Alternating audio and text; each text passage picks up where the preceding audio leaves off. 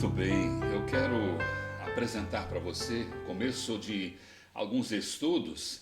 É uma nova experiência que eu quero fazer para todos os líderes de pequeno grupo possam passar para os seus liderados, seja aqui na nossa cidade, Santa Rosa, Rio Grande do Sul, ou em qualquer lugar onde possam acessar esses momentos, esses estudos. E eu quero iniciar uma série de estudos sobre a nova vida em Cristo, mas aplicando a fé às situações da vida.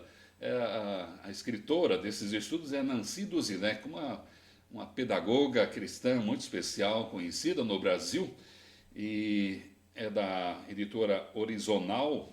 Eu não sei se esse material ainda está disponível, mas aqui queremos reproduzir e queremos passar também em PowerPoint para os líderes poderem distribuir para os seus liderados na medida do possível, do necessário e o máximo possível. Nós desejamos continuar aprendendo dos valores eternos de Deus, dos valores da palavra de Deus sobre assuntos diversos. E já apresentamos aqui os motivos, as razões. São vários estudos que esperamos poder apresentar para vocês.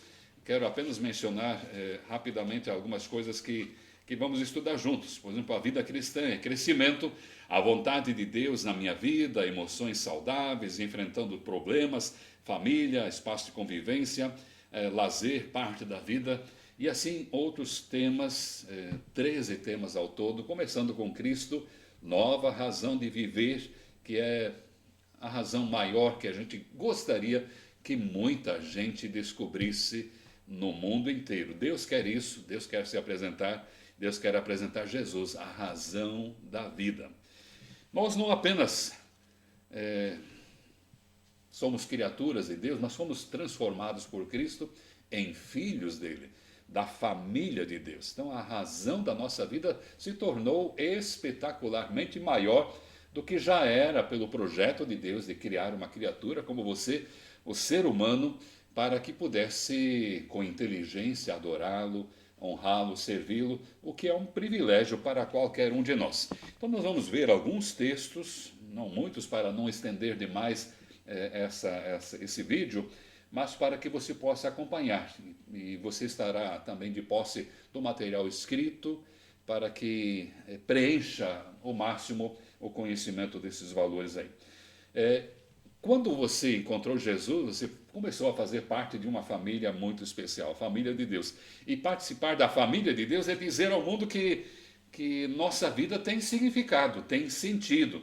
E acrescentar Jesus à própria vida é uma das escolhas mais inteligentes que qualquer pessoa possa fazer. Cristo dá razão para a vida e novas esperanças, novo impulso para a vida. Em Jesus tudo se torna novo, é proposta dele mesmo. Cada instante vivido com Cristo, andando lado a lado com ele, são momentos muito preciosos para nós. E a pergunta que nós lançamos para você, que é o material que você pode estar estudando juntos aí, quem sou eu? Quem é você? Quem somos nós?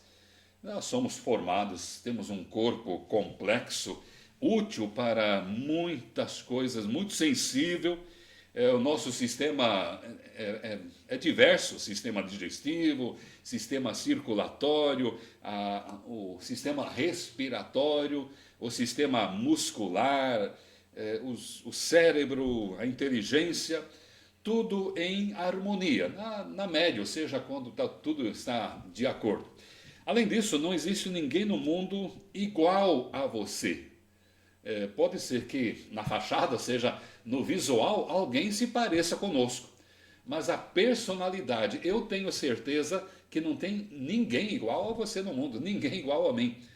Não tem sósia no sentido de personalidade. Pode ter sósia no visual, na aparência.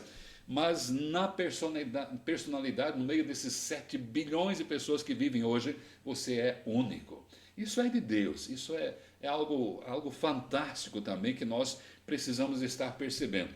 Eu não sou um acaso no universo. Deus não propôs que eu nascesse como um acidente, qualquer que sejam as circunstâncias. É projeto de Deus, é plano de Deus. Então eu sou especial, você é especial, somos especiais para Deus. Além disso, nós fomos criados à imagem e semelhança de Deus. Não é imagem no sentido semblante, físico, mas imagem no sentido mais profundo, semelhança dos valores, das qualidades de Deus. E muitas das qualidades de Deus ele divide com a gente, ele reparte com a gente. Tem algumas que são só dele, ou seja, que ele não compartilha com a gente. Deus é eterno, Deus é onisciente, onipotente, onipresente. Essas são qualidades de Deus no sentido absoluto. Mas Deus é amor, Deus é a verdade, Deus é justiça. São valores que eu e você podemos compartilhar. Ele quer compartilhar conosco e quer que nós sejamos semelhantes a Ele nesses valores também. Então, a capacidade que nós temos de nos relacionarmos com o nosso Criador é algo fantástico, algo extraordinário. Infelizmente, muita gente no mundo não quer saber de relacionar-se, de conviver com Deus. É uma pena. E Deus é tão amoroso que Ele não obriga ninguém a fazer isso. Então é preciso que a gente entenda que esse amor de Deus, Ele permite que o ser humano, cada um de nós, faça as suas escolhas. Mas você é importante. Nós somos super importantes e temos a possibilidade de caminhar, de viver, de nos relacionar com Deus, de conversar com Deus. Ele conversa conosco pela sua palavra, né? Pela Bíblia, manual que ele deixou para a gente saber como devemos funcionar. Aliás, sempre gosto de lembrar que Deus não deixou a Bíblia para a gente para ele provar que ele existe e assim por diante. Deus apenas quis que esse material, esse manual, pudesse estar ao nosso alcance. Ele então escreve todas as orientações, os chamados estatutos de Deus, lá no Salmo 119, todo salmo cheio de orientações, a mensagem de Deus, a voz de Deus, o plano de Deus para a nossa vida. E assim, de Gênesis a Apocalipse. A orientação de Deus para saber como a gente deve se portar, como devemos funcionar, qual é a nossa busca, qual deve ser a nossa recusa, ou seja, aquilo que não devemos estar vivenciando. Então a Bíblia é um manual que Deus planejou para que vivêssemos felizes. Não é o contrário, como muita gente pensa. Deus proíbe isso, Deus proíbe aquilo. Não, Deus não proíbe, Deus apenas orienta. Vá por um caminho que eu te indico que é o caminho melhor, caminho excelente de Deus. E aí nós passamos para um aspecto da Cristo na nossa vida, é a salvação e a transformação. E aí tem um texto bíblico em Gênesis 3, verso 15, que Deus criou o ser humano com tanto carinho que lhe foi impossível perdê-lo totalmente, ou seja, perdê-lo de vez e não se importar mais com ele. Gênesis traz toda a história da criação, e você pode entender como quiser, mas Deus estava aí formando e desculpa, organizando todas as coisas. E é importante que a gente perceba que Deus sempre quis que o ser humano estivesse vivendo na sua presença. E quando o ser humano resolveu se distanciar de Deus, Deus permaneceu ali aguardando o retorno. E ele providenciou o caminho de retorno. E a salvação oferecida por Deus através desse caminho que se chama Jesus Cristo, o caminho, a verdade e a vida, é a ponte do nosso relacionamento, ou seja, a reconstrução da ponte que foi destruída por nós mesmos. E Jesus então reconstrói essa ligação nossa com Deus. E isso é fantástico. A salvação oferecida por Deus tem dois sentidos também. Salvação vertical, meu relacionamento com Deus, a vida do ser humano de novo reconstruída com Deus, contato com Deus através de Jesus, e o meu relacionamento horizontal, ou seja, minha comunhão, meu estar junto com as pessoas. E aí nós temos duas naturezas, na verdade, que continuam com a gente. A nova natureza em Cristo e a velha natureza que nós herdamos por geração, por nascimento. E se instala de alguma forma uma guerra entre as duas naturezas, natureza que Deus nos deu em Cristo Jesus, que deseja o melhor, deseja o bem, e a natureza do ser humano decaído que tende para as atitudes que não convêm. Mesmo com a inteligência que o ser humano tem, ele acaba cometendo as coisas que não convêm, que não trazem benefício a longo prazo, podem trazer um bem-estar momentâneo, é um prazer momentâneo, e por isso, infelizmente, o ser humano comete o pecado, porque é uma busca de realização desse desejo carnal, egoísta. O apóstolo Paulo, em 2 Coríntios 5, verso 20, diz: rogamo-vos, pois, por Cristo, que vos reconcilieis com Deus. Rogamo-vos, pois, por Cristo, que vos reconcilieis com Deus, através de Jesus. Reconciliar-se é promover a paz. A briga que havia, a guerra que se instalou por nossa culpa, nós resolvemos fazer a reconciliação. Deus propõe isso. Deus não fez o homem para o pecado. Deus o fez para o louvor da sua glória, como a Bíblia muito bem traz a informação. Deus jamais criou o ser humano para que ele pecasse, mas deu a liberdade para que eu fizesse, se assim o decidisse. Então nós vemos nisso também o amor de Deus.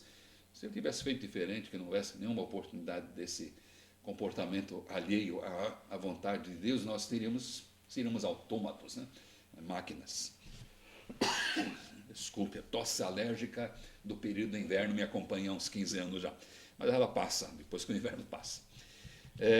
Deus também planejou que a atitude é de amor por nós.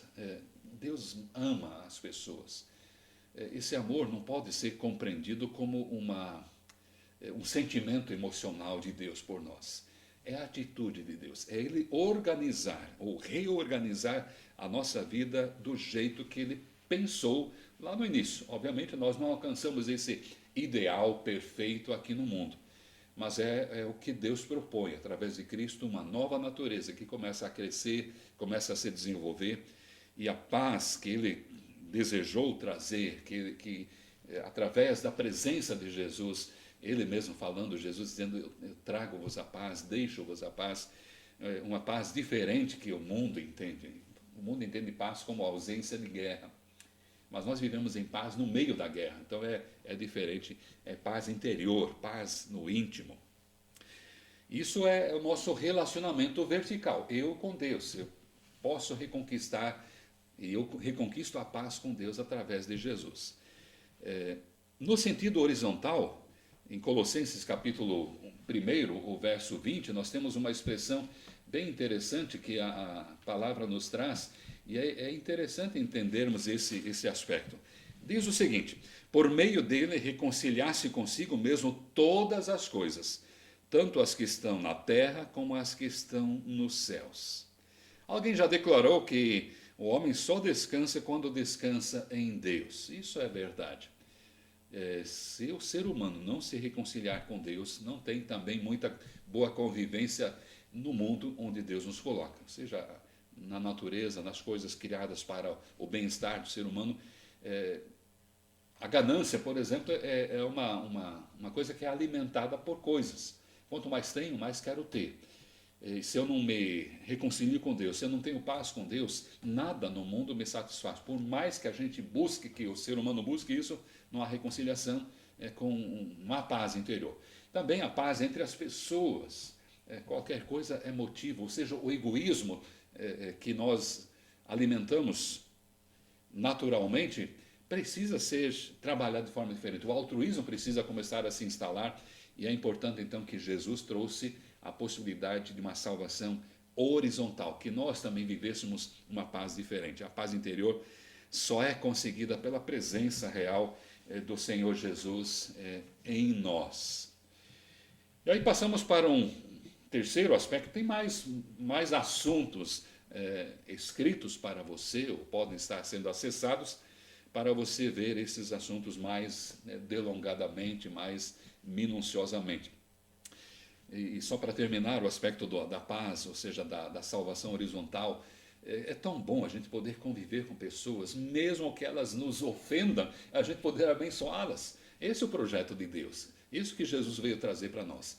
Pagar o mal com o bem. É diferente da natureza decaída que procura achar um jeito de vingar-se. Essa é uma tendência infeliz, natural nossa, mas a nova natureza diz, procure a paz, faça o bem para quem te faz o mal. E aí se instala um novo momento, uma nova vida, uma nova maneira de vivenciar. E Deus estabeleceu isso desde o jardim do Éden, né? Nós vemos ali Deus vindo e passeando, conversando com Adão, e provavelmente Eva teve essa experiência também junto com Adão. Deus vinha e conversava com eles à tardinha, diz a Bíblia, e eu sempre brinco, ou imagino a cena, sentado aí debaixo de uma árvore frutífera, descascando a laranja mais gostosa do universo, ou tomando aquele tereré, ou aquele chimarrão, ou aquele cafezinho, aquilo que se usa para estar vivendo em sintonia, em comunhão, uns com os outros, ou mesmo sozinho, mas era uma cena que a gente pode imaginar dentro da nossa realidade, assando um churrasco e compartilhando coisas boas, coisas gostosas com os amigos. Ou seja, a restauração dessa amizade, que perdida lá no Éden, quando o ser humano pecou, o ser humano é que se distanciou, se escondeu de Deus, queria fugir de Deus por causa do seu pecado. Isso é natural, o antinatural é natural para o ser humano natural. Ou seja, por causa do pecado, o ser humano tende a se esconder, se distanciar de Deus. E Deus está lá, esperando o retorno, esperando atender à necessidade do ser humano, que reconhece a sua falha e reconhece que só em Deus pode ter uma comunhão perfeita com Ele, só através de Jesus com Deus e só através de Jesus com o próximo também. Nós vivemos agora uma nova dinâmica. Em Gálatas capítulo 4, verso 19, nós temos um texto que diz: meus filhinhos, por quem de novo sinto as dores de parto, até que Cristo seja formado em vós. Ou seja, nosso desejo, você, meu irmão, minha irmã, precisa tentar sentir ou querer isso na vida dos teus amigos, dos seus familiares que não conhecem a vida, a paz com Deus em Jesus. É preciso, muitas vezes nós sofremos, porque pessoas que nós amamos não querem ainda saber de Deus. E aí Deus nos propõe que a gente continue insistindo. É a nova perspectiva. Nós não temos lucro material com pessoas que nós podemos levar a Cristo, mas que lucro essas pessoas vão ter? Vida eterna, que não tem valor que se compare. E o meu bem-estar, minha alegria por saber que alguém pode estar acessando Cristo. E lá em Gálatas, nós temos essa expressão, dizer, Cristo se formando em nós, Cristo se formando em você. Nós precisamos exercer uma nova dinâmica de vida, nova proposta. Esse é o desafio da vida cristã. Quando se nasce para Cristo, começa-se uma nova caminhada de uma nova natureza se desenvolvendo em nós, quer dizer, é uma tarefa também que a gente precisa se empenhar, não é sacrificar-se, mas empenhar-se para que a gente tenha uma vida com maior qualidade a cada novo dia na presença de Deus com Cristo, mas também observando tanta gente que carece, que precisa dessa transformação que Cristo quer trazer também à vida dessas pessoas. A maturidade cristã se adquire com a formação de Cristo em nós, não é conhecimento intelectual. Tem muita gente que inclusive conhece muito mais do que eu a Bíblia. Eu não conheço muito realmente. Mas o que eu conheço eu quero vivenciar, eu quero praticar, eu quero colocar na prática da minha vida, e eu preciso aprender mais, porque eu quero que Deus se torne ainda maior no meu entendimento, que quanto mais a gente aprende de Deus, maior Deus fica. Saiba disso, estou repetindo isso talvez para você novamente. Quanto mais eu conheço de Deus, maior Deus se apresenta para mim. Então, transformar é ir além da forma, ou seja, nós temos esse momento. É não se contentar com o chamado status quo, seja o jeito que estamos hoje, mas é buscar um novo sentido na vida. Quando começamos a andar com Jesus, não é ficar sentado de braços cruzados esperando que Deus resolvesse todas as situações. Aliás, você deve orar por tudo, por todas as coisas. Deve no sentido positivo, você tem a sua oportunidade.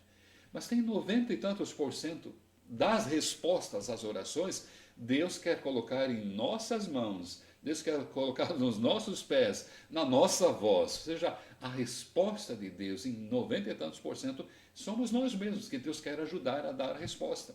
E aí tem a parte sobrenatural, digamos que só Deus pode resolver, deixa com Deus. Se Deus quiser fazer isso, Ele fará na sua vida o que não está ao seu alcance, ou ao alcance de outras pessoas ajudarem você. Mas é um novo desafio, uma nova dinâmica, não é ficar esperando as coisas acontecerem, é a dinâmica de uma nova vida dinâmica. Esse é o sentido dessa nova natureza em nós. E aí, obviamente, também surgem novos desafios. Eu tenho cuidado de que a gente não expresse, nem para criança, nem para júnior, que a gente quer que sejam acessados por Cristo, que sejam apresentados para Jesus o mais cedo possível. Os nossos garotos, tem um aí atrás da câmera, lá pelos 6, 7 anos, eles entenderam que precisavam e podiam tomar uma decisão de vida com Cristo. E depois, mais adiante, foram entendendo alguns passos a mais e continuam aprendendo. Isso é válido, seja a criança, talvez que está me vendo nesse momento, Deus quer abençoar você com a presença de Jesus, que pode ser convidado por você para estar lá. Como criança inocente, você está inocente na presença de Deus. Mas já é hora de pensar, eu quero continuar andando com Jesus a vida inteira, até meus 90 e todos. Então essa proposta, ou seja, esses novos desafios, eles são apresentados para a nossa família, para a nossa sociedade, que a gente não perca a oportunidade, não perca gerações, e não perca a oportunidade de manter a vida mais pura para viver de forma mais digna, de forma mais coerente, mas a graça de Deus alcança aqueles também que estragaram talvez a sua vida no pecado, pensando estarem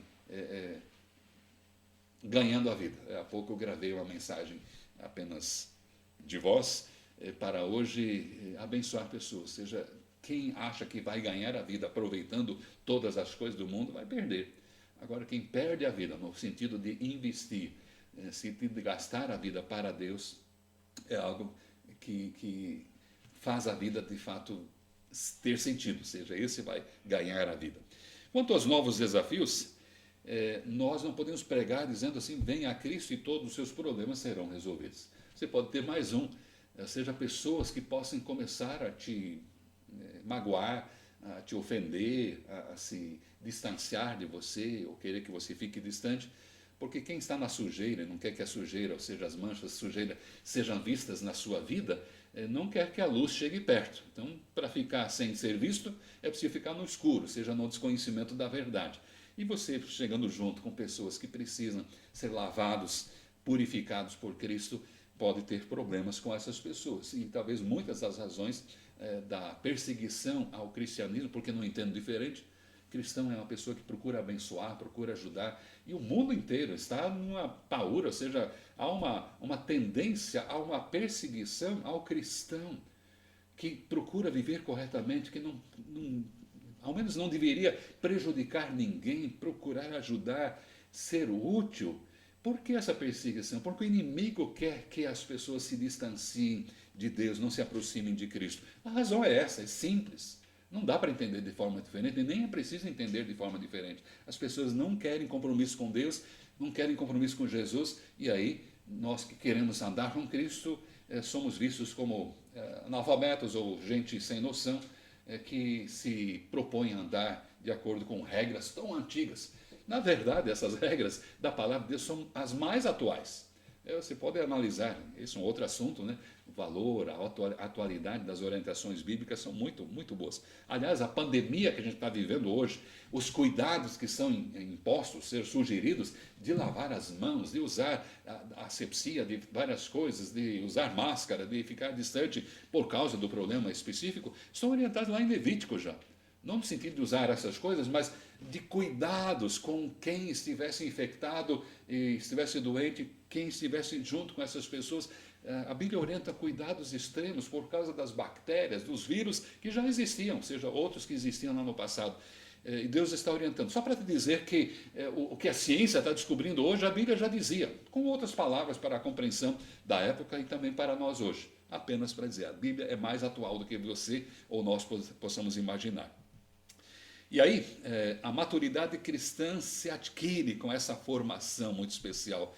E Deus nos ama e quer o melhor para nós e vai dar o melhor. Mas nós temos que enfrentar os desafios aqui no mundo, as situações que se apresentam. E muitas vezes abrir mão dos nossos próprios interesses. Aliás, se são só nossos interesses, devemos abrir mão de todos esses interesses carnais humanos. Mas se já aprendemos os interesses de Deus, então vamos seguir os interesses de Deus, que são os melhores para nós. Seguindo mais um pouco, por alguns minutos ainda nesse estudo, nós entramos na salvação, a transformação. Algo extraordinário acontece com você, ou aconteceu com você, ou pode acontecer com você amigo que ainda não entendeu que está perdendo a melhor escolha da vida, Jesus. A transformação, a salvação, e essa transformação que acontece, muitas vezes nós mesmos percebemos em nós. É algo extraordinário, sobrenatural até. Mas tem muita coisa que é do dia a dia. Eu vou mudando o meu caráter. Caráter não é personalidade. Personalidade Deus não muda na gente. Mas é como eu aplico a minha personalidade. Meu caráter, as características das minhas ações. Vai mudando. E eu quero mudar. Eu aprendo que a Bíblia me orienta, que Deus me orienta, que as pessoas me ajudam. A mudança de caráter, ou seja, de ações, e a salvação que Cristo me deu, me traz esse interesse. Eu quero fazer o melhor, mas eu preciso brigar contra a natureza humana que tende a fazer o pior, digamos, achando que está fazendo o melhor. Veja bem, em Gênesis capítulo 3, o verso 15, nós temos já aquela expressão que lemos há pouco, mas temos mais outros textos muito interessantes que eu gostaria que você pudesse entender desses novos desafios que são apresentados para nós. E vou me organizando aqui. Aliás, em Mateus, no capítulo 28, verso 20, diz que nós temos uma proposta muito especial de Deus para a nossa vida. Ao assumir o compromisso com Jesus através da salvação, começa no coração de cada um que crê no Senhor Jesus uma luta entre o ideal e o real. Nós não podemos nos decepcionar porque não alcançamos ainda o ideal. Mas nós podemos continuar perseguindo isso. Tem muita gente que fica, não consegui, não consigo, mas já está andando. Vai andando em direção ao ideal. Mas o real que você está conquistando hoje com Cristo já é algo muito, muito especial. As atitudes são reformuladas, ou seja, aquilo que eu falei do caráter. E as más companhias são substituídas por outras que lhe possam acrescentar alguma coisa boa. A proposta, meu querido, não é que você abandone teus amigos. Agora, aqueles que são amigos da onça, como se diz, que talvez só estão se aproveitando, querem te rebaixar, é melhor repensar nessas amizades. Mas Deus quer que você os abençoe em nome de Jesus. Nós não podemos nos afastar das pessoas, porque eu e você somos o método de Deus para abençoar, para levar essa salvação que nos alcançou para elas também. Por isso, não é a orientação de abandonar pessoas com quem nós temos contato. Mas, infelizmente, muitas dessas pessoas vão começar a nos rejeitar, porque elas não querem estar convivendo na luz. Então, essa é uma das razões que a gente apresentou aqui. Mas faça o possível de permanecer bem próximo para abençoar pessoas. Agora, você não pode fazer o que elas tendem a fazer. Você está convidado por Cristo a mudar a sua atitude. Então, as atitudes são reformuladas. E os vícios são dominados por quem reconhece que o corpo é templo do Espírito Santo. Não sei quais são as suas dificuldades ou as dificuldades de alguém. Vícios são a falta de domínio sobre alguma coisa que nós fazemos, ou agimos, ou pensamos, ou assim por diante. Então são situações, ou seja, de usos que são de indivíduos, não deveriam ser feitos, não deveriam ser consumidos, e se consome, se faz. Pensando claramente na droga, mas também atitudes que são prejudiciais. Então, muitas vezes são vícios que nós precisamos mudar e vão gradativamente sendo transformados. E Deus quer ajudar pessoas que estão viciadas, por exemplo, no uso de drogas, sejam lícitas ou não lícitas, bebida, cigarro, drogas ilícitas. Muitas vezes o corpo está dominado. E as pessoas entraram nisso pensando que são livres para fazer o uso disso. Você percebe? Aí o mundo diz, não, vai e faça. Ou seja, o inimigo quer que você te arrebente. E aí, depois que está arrebentado, ele conquistou uma grande vitória. Mas Deus ainda quer consertar a vida daqueles que se arrebentaram com coisas, com vícios, com outras coisas que não convêm. E aí Deus quer transformar. Essa transformação, esses novos desafios são super importantes para sermos transformados. A alegria da nova vida é algo que não se troca. Eu não trocaria por nada. E eu preciso perceber isso. E eu preciso dizer isso. Tem muita gente que divulga um cristianismo cheio de regras, cheio de não pode, não pode, não pode, quando na verdade Deus diz você pode tudo, você está livre, mas não faça aquilo que vai te trazer tristeza, prejuízo, coisa negativa, vai prejudicar pessoas. Faça o que abençoa pessoas, isso é importante. Então a alegria da nova vida é tão grande que o próximo se torna sempre o nosso campo missionário. Eu quero que o outro também experimente o que eu estou experimentando nesta nova vida, a razão da minha nova vida em Cristo. E numa sociedade corrompida, comprometida, desonesta, hoje em dia você já ouviu isso muitas vezes, talvez, ser honesto se tornou honesto. É ruim demais esse tipo de comportamento. Há vergonha, pessoas têm vergonha de serem honestas hoje em dia. Você já viu isso? Mas infelizmente é uma realidade no mundo inteiro, onde a desonestidade, ou seja, o levar vantagem, não importa como, é visto como inteligência. E para o cristão, o desafio de ter uma nova vida em meio a essa sociedade, sem nela se misturar, se torna, tomar a forma desse mundo, conforme Romanos 12, verso 2, deve impulsionar você a não ser abatido. Seguir a Cristo pode representar muitas vezes perder algumas coisas, mas para ganhar muito mais, conforme Marcos capítulo 10, o verso 37. Jesus disse: se alguém quer vir após mim, negue-se a si mesmo, tome a sua cruz e siga-me. O que Jesus quer dizer com isso lá em Mateus 16, o verso 24, 24, melhor dizendo, 24 cruz simboliza serviço. Quem não está pronto a servir, não está pronto a pegar a cruz. Ou seja, e também está no sentido de abrir mão dos próprios interesses. Eu abro mão dos meus interesses e assumo o aspecto do servir ao Senhor. Então, tomar a cruz é desejo de servir. Muitas vezes, para isso, eu preciso abrir mão dos meus interesses. Ok, nós estamos chegando ao final e temos ainda mais uma proposta aqui para visualizar, para apresentar, que os frutos que nós podemos e devemos produzir através dessa nova vida, que é produzida, frutos são produzidos através das atitudes que devemos ter nessa nova vida.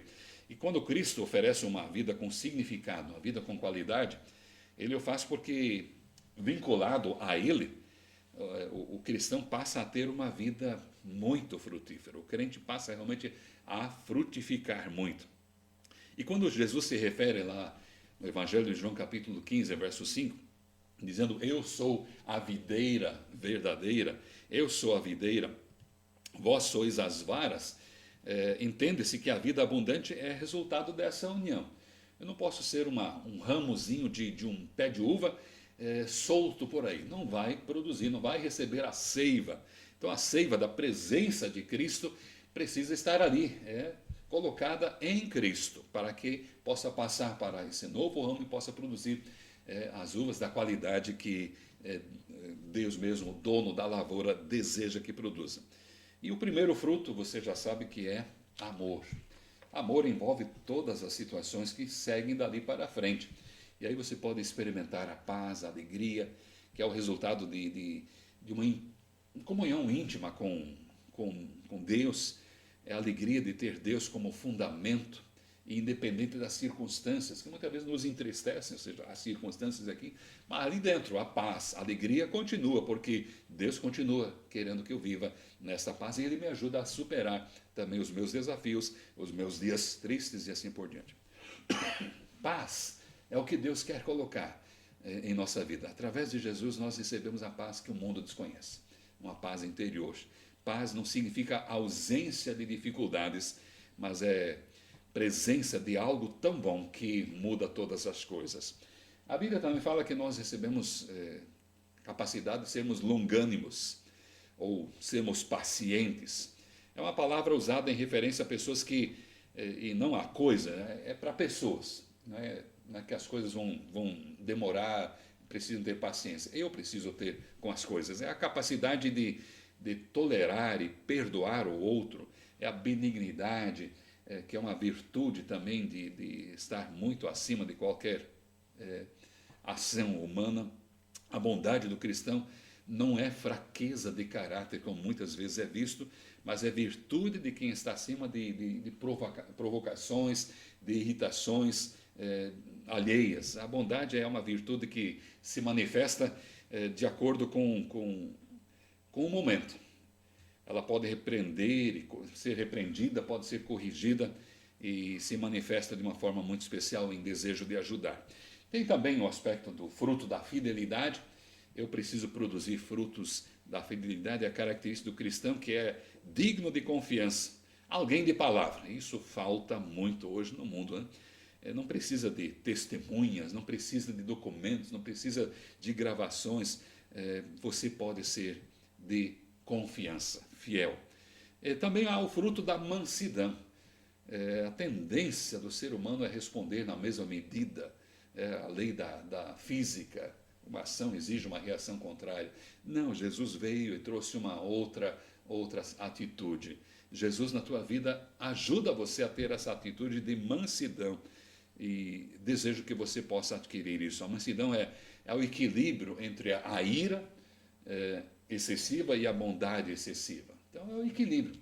Você pode até se irar. A Bíblia recomenda que você dê expansão à sua ira, mas que não deixe escurecer o tempo, né? Não deixe fechar o tempo sobre a tua ira. E a mansidão realmente é a vida do cristão, do crente, relacionada com Deus através do Espírito Santo, capacitando ele a ter atitudes que naturalmente não teria. E aí, por último, domínio próprio, um fruto muito, muito importante a ser produzido, a ser apresentado. A chamada temperança, a disciplina sobre os desejos, o autocontrole sobre o gênio e as vontades tem sido o desafio do nosso tempo também. Aliás, de todo o tempo da história da humanidade. Quando isso acontece, aparecem os frutos muito especiais apresentados lá em 2 Pedro, capítulo 1, verso 3, você pode conferir. Eu apenas quero me apressar aqui para concluir com algumas questões que você pode pensar. E eu analiso, por fim, que Cristo oferece uma vida com propósito. Deus tem um sonho bonito para a gente. Oferece uma vida dinâmica e dá providências para que tudo aquilo, Ele providencia para que tudo possa acontecer segundo o seu querer, se nós nos submetemos a Ele. E para pensarmos, 3 questões interessantes. Quais os desafios da vida cristã que você enfrenta? Você que anda com o Senhor Jesus, quais os desafios que você está lutando aí?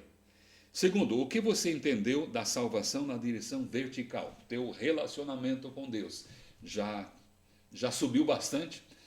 Você já permite que Deus fale com você e te oriente, capacite? Você está em sintonia com Deus, conversando com Ele? E terceiro, o que você entendeu da salvação na direção horizontal? Nossa convivência, que os frutos do Espírito acabam sendo para o bem daqueles que convivem conosco, no sentido da salvação horizontal. Salvação eterna é presença de Deus para toda a eternidade, mas aqui, a cruz, o símbolo da cruz, salvação vertical e vida horizontal com o meu irmão, com o meu próximo, é para abençoá-lo em nome de Jesus. Obrigado pela sua atenção. Eu espero que te ajude a compartilhar isso com quem você ama também. Amém?